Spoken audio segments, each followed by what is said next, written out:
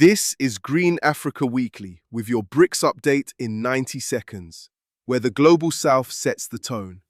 In Spain, leaders from across the Global South came together, not just to defend democracy, but to challenge how global power is structured.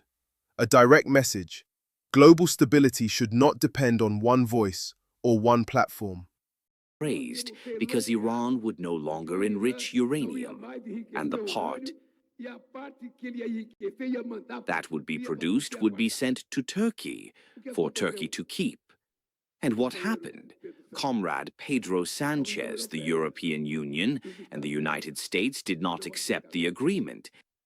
From Latin America to Africa, the tone is shifting. Not left versus right, but South versus imbalance. This must be a movement for climate action. It must ensure that countries honor their commitments to curb emissions. We must build a global movement that enables countries to undertake just and inclusive transitions that drive social and economic development. A push for a world that reflects more than just a few centers of power. In Nairobi, that shift becomes tangible. African leaders are moving beyond raw exports toward processing, ownership, and control.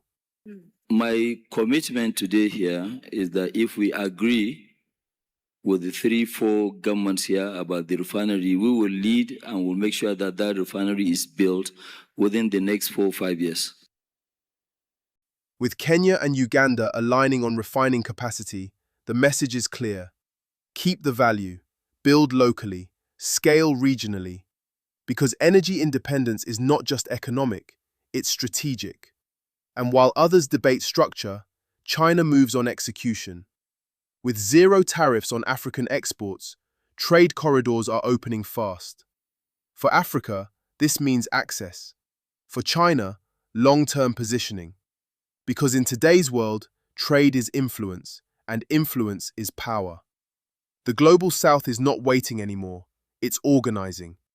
This is Green Africa Weekly with your BRICS update in 90 seconds. Thank you for watching Green Africa Weekly. Footage in this episode was sourced from CGTN, Reuters, Al Jazeera, DW, First Post, and others under fair use. We're here to bring a fresh perspective on Africa's green and economic development. See you next week.